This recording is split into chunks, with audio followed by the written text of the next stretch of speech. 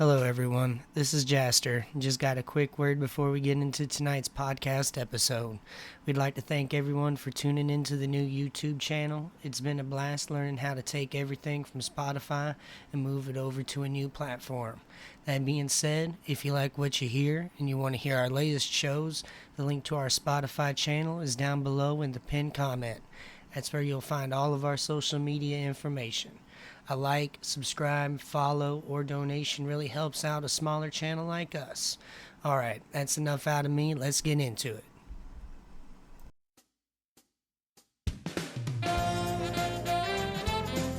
Ladies and gentlemen, coming to you live from the morgue, it's the KoR Live Podcast. Welcome, everyone. We got a nice, sweet, and short show for you guys tonight. I'm Devin, as always. Joining me today is my buddy Jaster. How's it going, guys? Like you said, we got a good show planned for y'all today. Coming with us, we got two KoR panelists. We're going to go ahead and call them panelists now. They've been on for a while now. It's Archer and it's Kaiden. How are you guys doing today? What's poppin'? I'm doing all right. Joining us also, we got our editor in the back, kind of like a cameraman. So we got Locke over here. How are you doing, bud? Ohio. I'm good. Don't call out my state like that, sir. Gozaimasu. Oh boy. All right. Like I said, we got a couple good topics planned for y'all today, but we're going to go ahead and go around the table. What y'all been playing this week? This entire week I have been playing nothing but Elden Ring and Vampire Survivors. Elden Ring, I guess most of our audience probably going to know what that is. I know you guys been playing that multiplayer mod that's been coming out. We played it for like 3 hours. We barely did anything. Yeah, we didn't have it for long. Yeah, because unfortunately we can't do it until, everyone's here and until we get another update, since Elden Ring just dropped an update today that sort of cucks me on playing by myself unless I uninstall the seamless co-op, which I don't feel like doing right now, to be honest. Yeah, what all does it do? I know you were saying you're doing randomized runs through it and all that other kind of stuff. So seamless co-op just changes the base of the game. You know how with Dark Souls you have summonable phantoms and invaders and other shit like that. What it does is it basically removes that aspect of the game and just changes it completely, where any of those who've played Neo knows how their multiplayer mission setup is, where the person will die and just respawn. It just works like that now. Like, it's just a complete multiplayer emphasized experience right now. And it's from what I've seen, it can be super fun. And we did have fun for those 3 hours that we played, but can't do it again until it gets another update. I've been doing solo randomized runs, which that's a whole bucket and a half of things, so I'm gonna just stop right there. It was one of the wildest streams ever. Where'd you get that mod from, and who's the creator? The mod is from Nexus Mods, and the creator of it is Luke Yui. Is the GOAT, bro. He saw that no one liked the multiplayer in Elden Ring, and he was like, you know what? I'm gonna do something about it. And Luke Yui, if you ever watch this for any reason, you're the GOAT. Maybe one day. Maybe Right. one day. So, other than that, I guess next up, be Kaiden. What you been up to this week?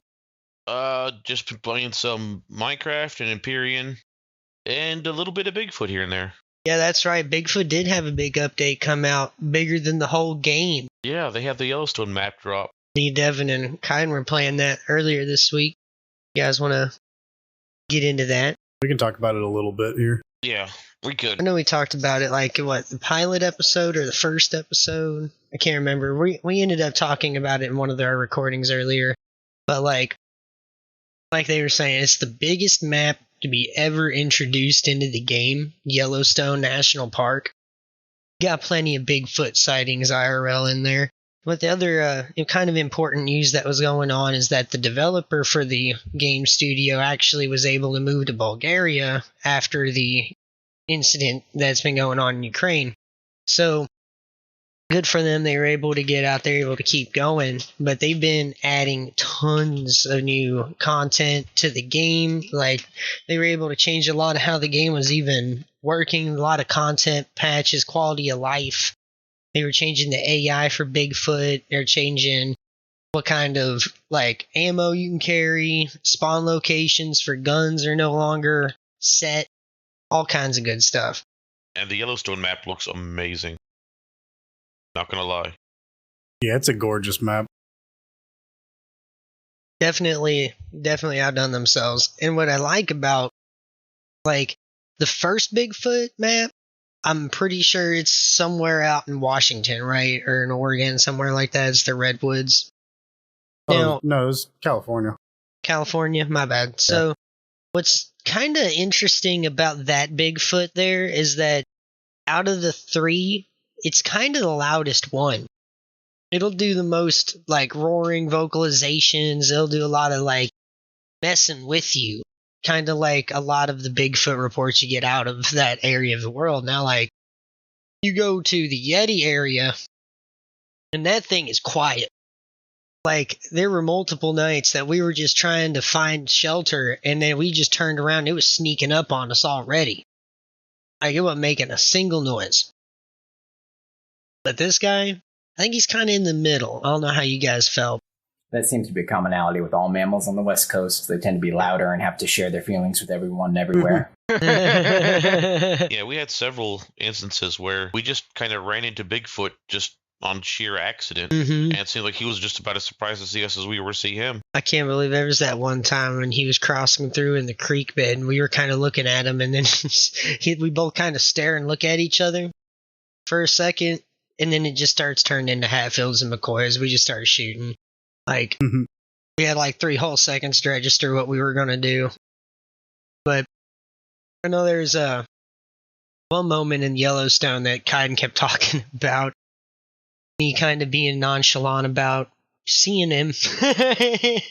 We were walking down a road towards this gazebo, and I was just kind of sitting there minding my own business, kind of being stupid, being like, hey, look, guys, I see a river.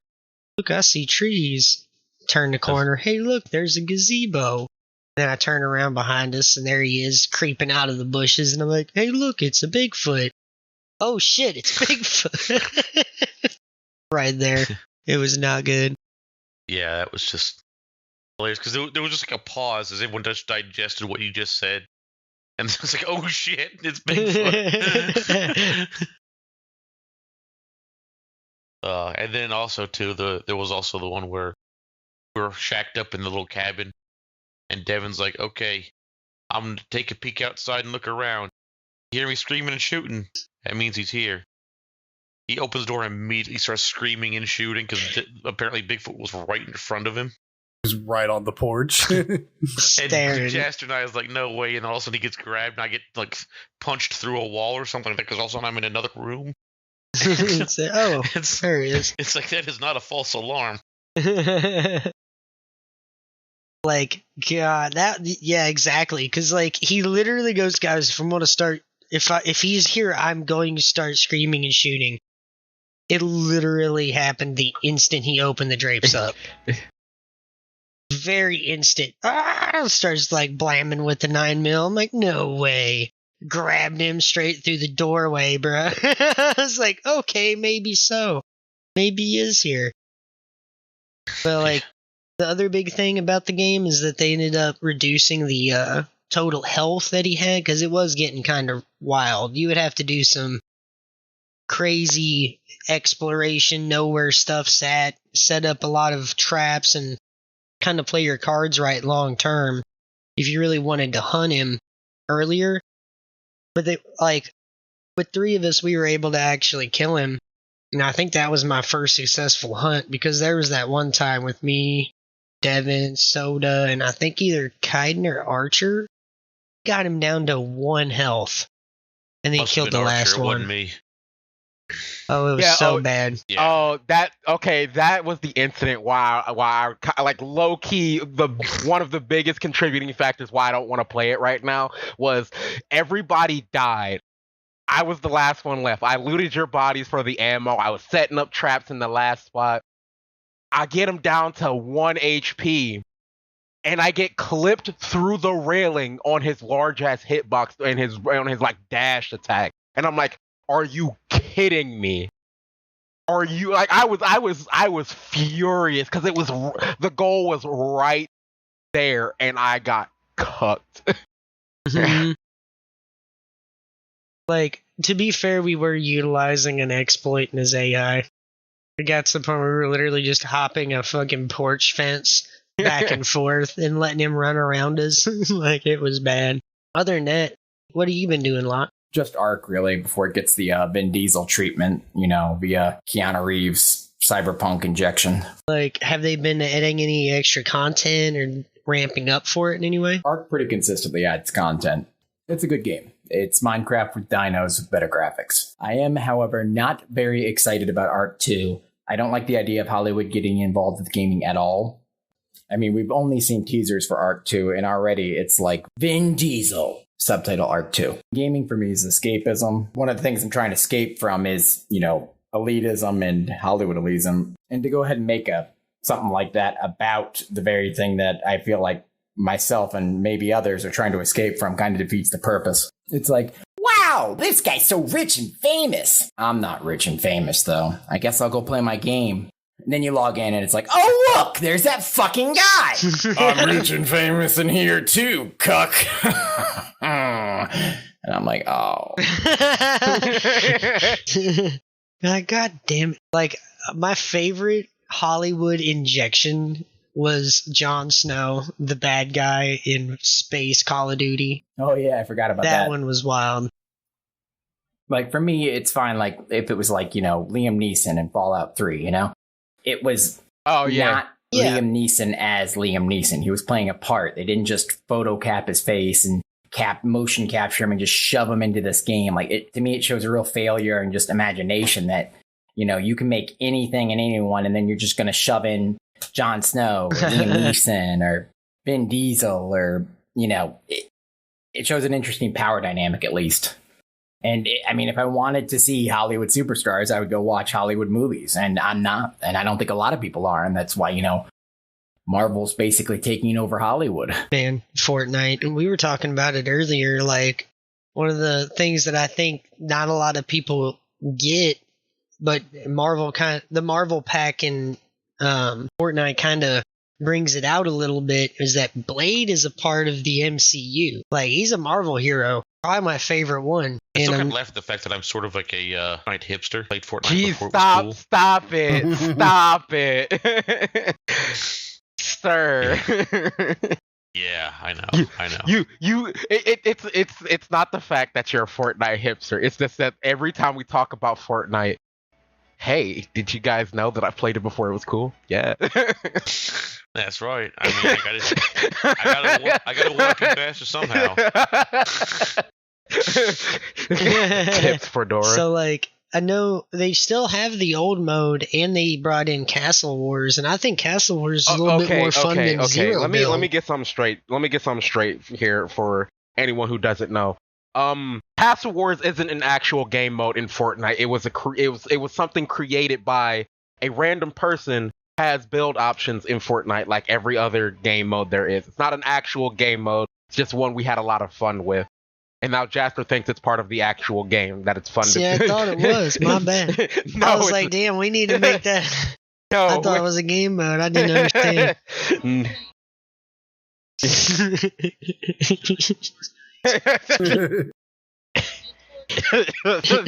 My God. We were playing Discord mode. You guys play Discord mode? You just send pictures back and forth and chat? Discord mode in Fortnite's great. I can't play Fortnite at all. It makes me feel too old because these little shits, like, I'll be like, okay, I'm going to shoot you in the head now. And then they'll be like, I built a wall and you can't shoot me. I get the wall. I'm like, what the fuck are you building for? We're shooting each other right now. You can't build while we're shooting. I mean, that's exactly what he did, though. Apparently he can. Right. Yeah, well, I'm going to go full internet tough guy. I got a pistol. Come at me in real life, bro. Come on, kid. Well, like- Fight the IRL, scrub. Then the U.S. Army's going to have a hard time getting through with the training program. So what do? You build cover. No, what do you mean you Man. build cover? No, you find cover. No, like zero build is now a like official permanent thing, which is nice. It's what we play when we play Fortnite. Yeah. Other than apparently an unofficial game mode called Castle Wars, still my favorite. No, it's okay to like it. I just thought I'd let you know that no, it's not. Epic Games, it does not endorse this thing. It's just something somebody made inside of it. It's official to me, okay? It's real to me.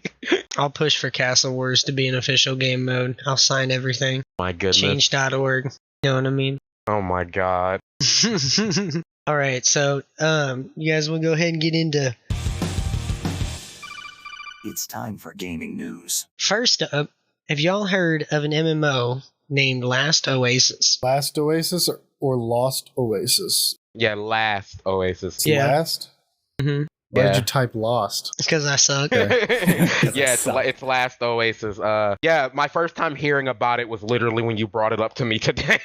So it was supposed to be a PvP centric survival game where you would build mobile walking bases and like travel across the land and stuff, and then people would try and find you and then take out your stuff and grab your stuff, like your resources, the whole 9 yards, right? So apparently the game devs in an interview were like, yeah, our game sucks. And then they were like, when I say it sucks, I mean I'm not having fun for long when playing it, not as long as other survival games I enjoy. Quoted by a developer on July 5th. So what they ended up doing was they turned it into a PvE mode, like centric game. And the mobile walking bases are now static bases, basically turning it into like a wasteland Minecraft with better graphics, but it's an MMO. So they took the unique thing of a mobile walking base and decided that's not good enough. So what they did with it instead was they make it the primary way that you traverse the land and gather resources. It's like you can take on bigger, meaner fights and boss fights with it. And it's like your primary vehicle to gathering and doing the game loop instead of being your base. Like you take it back to a base now. Oh, okay.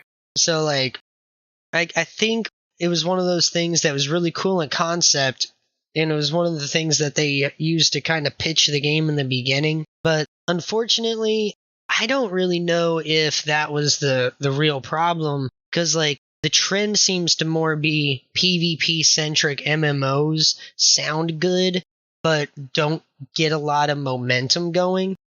Like they'll get a lot of people to start, and then like the Xbox Live culture starts calling up in there, and then next thing you know, a lot of like less hardcore players in that genre end up leaving. And so like I know this isn't my first MMO I heard end up going PvE centric instead of PvP centric. A few of them have happened in the last year. I can't remember them off the top of my head. But what I found kind of interesting is like this isn't the first time this developer kind of had moments of clarity with the community, which is kind of where I was really kind of interested in this article that I found from PC Gamer, where these guys had a really bad like pre-alpha launch back in 2018 or 2020. I can't remember which one. Like, let me see here. I think it's 2020. So they ended up refunding everybody all the money that they spent in the game, and then relaunched it a couple of years later, and then they still weren't having very much fun with it, either developing it or playing it. So they were like, listen guys, sorry, this game sucks. We're gonna redo it. Which, like, holy crap. Like, there's only been one other MMO I think that they've went and done that big of a rehaul, and that's 14. Like, Final Fantasy 14. Where, like, God, I wish them the best of luck. Because that takes a whole lot of spunk to admit to your entire fan base, hey, look, listen, we messed up not once, but twice. We're going to do something about it. Like, that's the kind of fight we need in the industry right now. And that's what I think indie games have over AAA titles, especially in the current climate. So the development team for that game is called Donkey Crew, Like and they Donkey actually Kong? got their start making mods for Mount and Blade. Mountain Blade? Oh my god, Wow. Really? Wow. See, the closest I'd ever heard to something like that happening before, other than from 14, was there was an old game I had called Elemental. That the first game was so bug ridden. I mean, to the point that there was actually a game breaking bug in there that would, like a memory leak, that would cause your game to just crash after a little bit. And it was so bad that developers came out and said, "Look, we know it sucks. We're making a new one. Anyone who bought the game before, this thing, this fix was found, y'all get it for free." And they came through with that. So it's like I got the second game for free, and it's actually pretty good. I haven't played it in a while. I love that. Like, that's proper customer service. It's like, I think that at the end of the day is really why games like Anthem fail.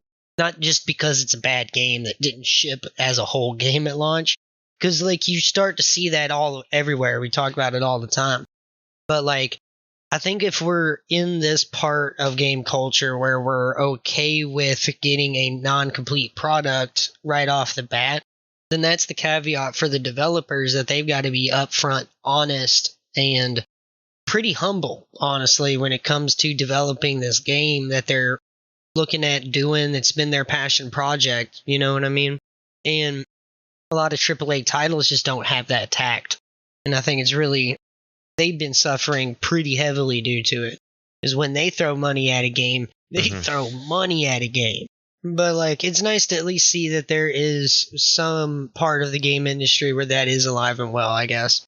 Speaking of multinational corporate entities, It's a me, Mario. Give me your money. Pokemon Scarlet and Violet releases in about 3 months, and we got another Pokemon Direct earlier this week. A lot of info came out in it. I'm kind of excited.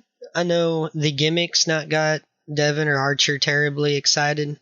I'm kind of wanting to see where it goes from an actual competitive standpoint, because that's kind of my perspective on the whole series, more of as a competitive battler. But we can kind of go into it. It's called terrastalizing. So Yeah, just give up. Nah, so essentially what it is that I'm going to say how I feel about it when I look at it. It's literally what feels like a extremely limited and dumbed down version of Mega Evolution. That is what it feels like. What it does essentially is specific Pokemon have a terrestrial form, and it can be the same type as their normal evolution, or it can be dramatically different. So, like, there's right now there's a Pikachu promotion for it, where if you pre-order the game, you get a Pikachu that has a flying type terrestrialization, and it has fly in its moveset. For God knows what reason they thought this was okay, but I don't know who at Nintendo keeps feeling the need to add new gimmicks to each generation, and like, are these all canon now? Okay, so here's the thing. Here's the thing with that. I don't know how big you are in the Pokemon, but Mega Evolution is non-canon. They already told us that it is part of its own universe, completely its own thing. Yeah, it's its own thing, completely separate from Dynamax. But then you go and watch the anime, fucking Pokemon. You have Mega Lucario fighting Gigantamax Machamp, and it's like, why can't we do this? Why did you do this to us? I feel like it'd be a balancing nightmare. I understand it's a balancing nightmare, but I wish they wouldn't change the gimmick so often, because now Mega Evolution, it's going to sound weird saying this, it felt like a natural evolution to what Pokemon is. Mega Evolution's the one where you can, like, temporarily take on another form, right? Yeah, and well, like that, and the way the moves really worked out for competitive play. I think it really helped with flow and helped you ramp up, and like setup was a lot easier in Gen 8 when it came to your move sets and everything. Like, because you could easily get one or two Pokemon that were bruisers, were like sweepers or something, and they had their own setup built right in. if you had the right move set, and like that was really nice. But I imagine like I didn't like the forms as much, but I understood for a balancing and competitive perspective, it was pretty nice. But I don't see why they couldn't have just stuck with Mega Evolutions and worked on them. I think it is kind of that whole they feel like they have to have a gimmick to kind of keep the game fresh, and I don't know if that's necessarily true. The keeping the game fresh thing, like while although the gimmick stayed the same, breathes new life into older Pokemon. That's how I felt about Mega Evolution, because I love the concept of it where you take an old Pokemon and you give it a design with a relatively upgraded or like different design, but was still in line with that Pokemon, like Mega Aerodactyl. Now, I'm gonna say this: Mega Evolution, lore-wise, was terrifying, because essentially what it was doing was that it was like forcefully altering a Pokemon's DNA in the most excruciatingly painful way.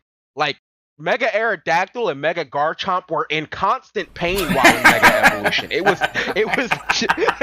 like Yeah, it's not necessarily cool. I love this show now. Yeah, like the lore and especially the Pokemon manga are not necessarily for kids. And that's one of, I think, the strongest points of the franchise is that it does have some adult themes in it. Let's see here. But like other than terastallizing, I kind of like the designs of a lot of the new Pokemon. There's a few that I'm kind of like, eh. Like, I looked at Pido, and I was like, I will die for this thing. Oh, yeah, Pido? Nah. Throw some love out there for my boy Pido. He a goat right now. And Lechonk. They're both great. I think I'm going for Coco, because, like, you give me a starter that's a Gator, and I'm down. I don't care what type it is. I'm in. Like, I know a lot of us are kind of still in that meme camp of Sprigatito better stay on four legs. It ain't a meme for me, bro. Bro. That's like dead ass. Sprigatito better stay on all fours, or I'm throwing some, bro. Rolling hands. I'm throwing hands for real if Sprigatito don't stay on all fours. We had Delphox, we had Litten do it, we had them all do it. See, like in Delphox's scenario, I will give into Delphox and only Delphox for that.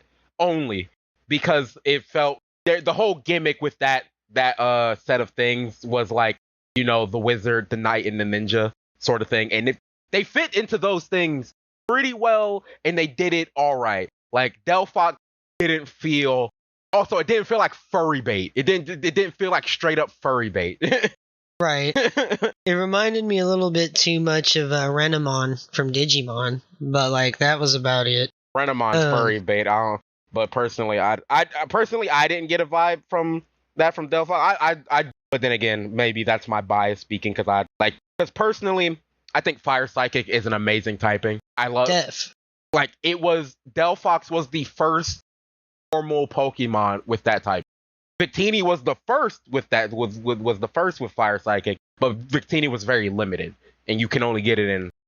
Think about how much of a fucking nightmare it must be to be on the team of people that have to create new Pokemon, because it's like The Simpsons. Pokemon Red did it.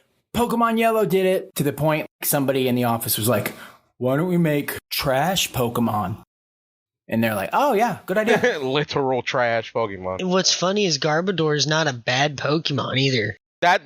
Like, I do like the new, because every now and then they got to kind of have their regional first few Pokemon be kind of normal animals, kind of turn to Pokemon. Like, it was Mareep in Gen 2, and then it was, what was that little sheep in Gen 8's Pokemon that turns into Double?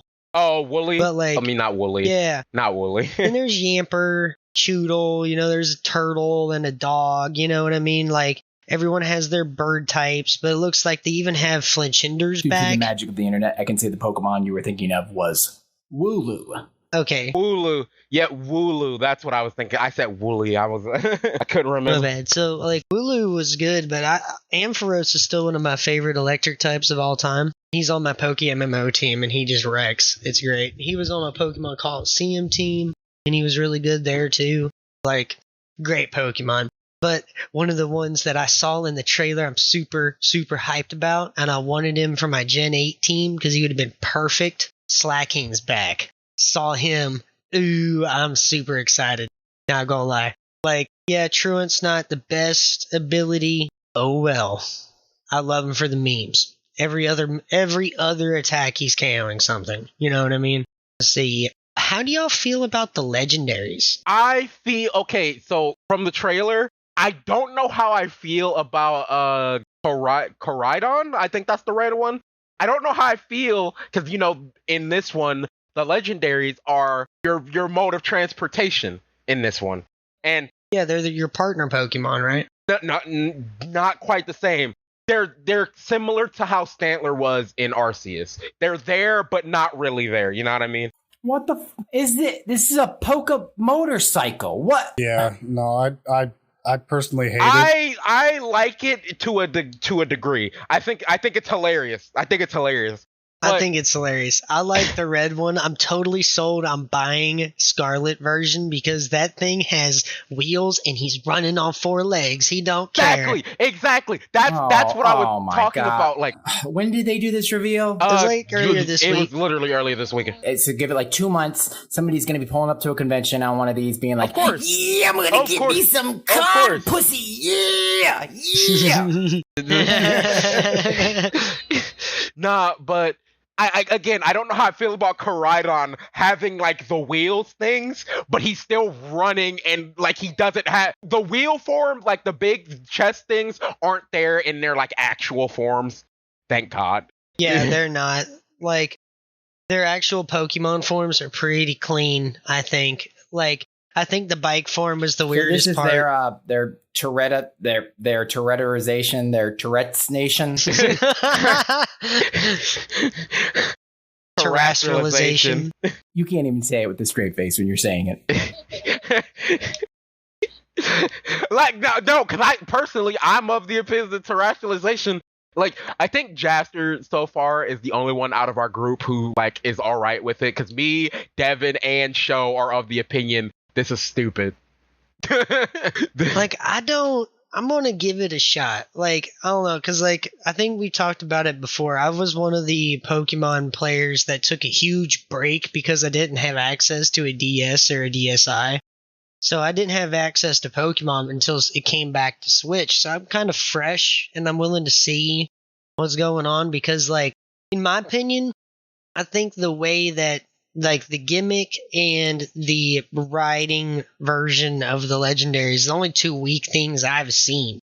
Like, the co-op looks good so far. We got to kind of see. I'm kind of worried that it might be a location-based co-op. Like, say, you can only stay like so far away from each other before it pulls you back or something stupid. I doubt. Okay, so what I'm thinking is going to be is that you're going to be confined to an area. You can't go between certain areas unless you all agree to do that. You know what I mean?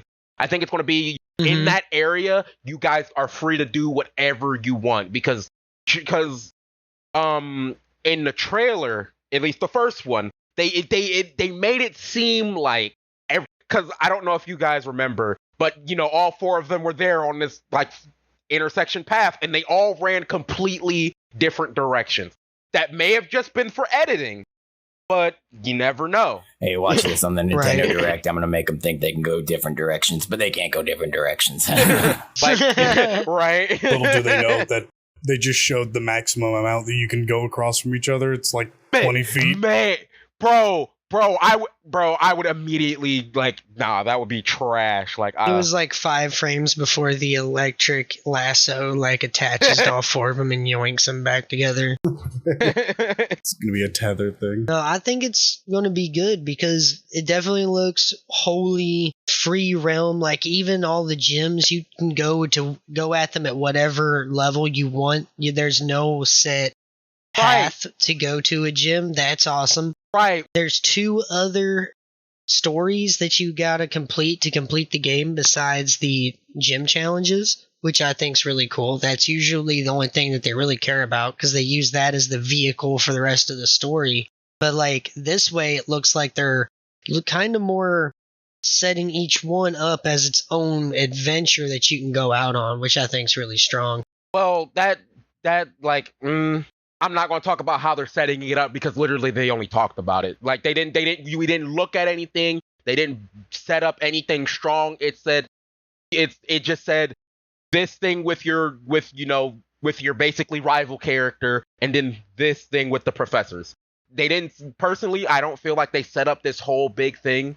I just feel it's going to be a side thing like how it is in every other Pokemon game. But that talking about there's not a specific order you have to go at the gym challenges that's making me think that this is going to be the first game where there's actual scaling difficulty. Because before it was very linear in how you tackled things, so there was no reason to scale things. If you can go at things at whatever pace you want, I feel like there has to be some sort of mechanic in place that makes it so your first gym will probably always be your easiest, and your last gym will always be your hardest, level wise, not So that this might be the first game where we're looking at an actual scaling system, which I don't know why people thought that Sword and Shield had one when we already knew the game was linear, and like it's never had one. This might be the first case where it'll be that way because of the structure of the game. Pokemon Skyrim. I'm excited. Go become the very best if you want. We don't care. That was always my favorite selling point to Elder Scrolls games, and then they kind of just fell off the cliff with it. I did not advance the Skyrim story at all. I don't think I even did one main story quest. I just spent like 60, 80 hours just running around. Morrowind or Oblivion. Yeah, I don't think I advanced those stories either. When you get games like that and you just kind of set me free, I'll be like, ooh, what's that? Ooh, what's that? Ooh, what is that? Ooh, what's that? Ooh, what's that? Ooh, piece of candy. All right. So I guess we can go on to the last bit of news that we got. A game that I've been playing and I've been having a lot of fun in. A little game called Multiverses. The Warner Brothers Smash-like platform fighter game has officially passed 10 million different accounts. Yeah, 10 million different players or something. 10 million active accounts. Congratulations to Multiverses. I have been having a blast with that game. I still have not opened it up. I had it installed. I still have yet to hit the launch button on that game. There's some balancing problems, but they're addressing them. I love Smash Brothers. It's one of my favorite games of all time, but the problem with Multiverses is that you're not getting a whole game, and the microtransactions scare the crap out of me. So the good thing, the thing that they kind of used, I guess, to the advantage of the player, was that there's a separate currency for buying characters and then the skins or whatever extras. So, you naturally get gold coins by playing the game, and then you can go and unlock characters to play with those gold coins. And so far, there's no premium characters or anything like that. So far. So what I'm hearing is that they're splitting up the microtransactions between the cosmetics and the characters. That's what I'm hearing. Well, you can't buy gold. All right. I feel like that's been the industry standard for a while, where cosmetic items cost real money, but you can unlock all the in-game items in-game. I think League was the first one I played like that. I'm not too sure. I don't know if you guys know who the first person was that started that business model. I know who did it first. We know who did it. Wasn't it? I'm sorry? We know who did it. We like talking about him a lot here. It was Todd Howard. Yeah, I thought it was Todd Howard. It was Todd Howard with the freaking Oblivion Horse cosmetic skins you can get. Yeah. Oh my god. Todd Howard did it. Yeah. It starts and ends with him. That's another thing. What about Starfield? Are they going to sell me microtransaction skins in a single player game? We don't.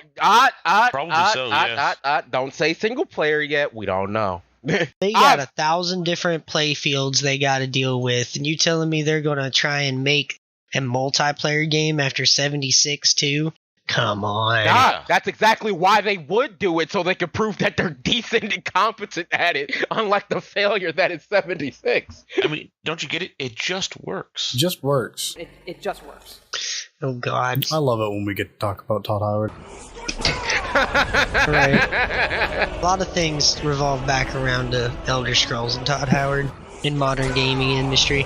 I love how, like, the general trend of malicious business models generally starts with Bethesda, gets really bad with EA, and it tends to end with Ubisoft. You guys notice that? Makes sense. Loot boxes, live I models. believe you mean surprise mechanics. Mhm. Oh my god, I forgot about that whole court thing. Surprise mechanics, That's right up there with. You guys want have phones? Yeah. Don't you guys? Don't you guys? I still say I felt so bad for those guys having to report on, the Diablo mobile game until that guy said that line, and I was like, you know what?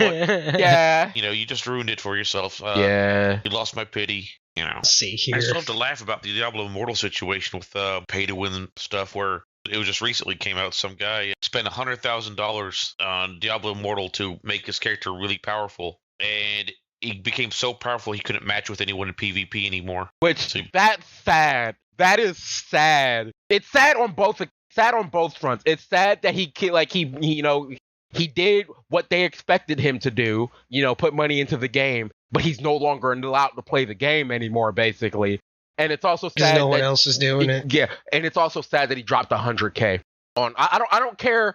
Like, and anytime I say that, every time I bring up, people dropping money on something and they like add mobile game to it, I'm like, the fact that it's a mobile game doesn't matter. It doesn't matter if you're dropping like more than $100 to me on any game, like any one game. You're probably making a frivolous purchase. I'll just say this: if anyone is wanting to, has $100,000 to drop on a mobile game, I'll be more than willing to take it off your hands. Right. Yeah, I mean, absolutely. I got this mobile game called Fifth Third banking app. Stop. Yeah, Stop. Yeah, like. It's suspicious. It looks suspicious like a PayPal account, but trust me, it's fun. It's a riot. You just can't do it in Indonesia anymore. Right. Wait, no, wait, yeah, no, you're right. I'm right this time. See? This time. All right. Anybody else got anything they want to talk about? Yes, I would like to take this time to talk about Jaster's mother. She's great. What? Jesus. Damn, I was like, what? Hold on. Yeah, she watches the show, Archie. Jesus. Yeah, nice to meet you. Hey, Archer, you know who Jaster's mom is? No. Todd Howard.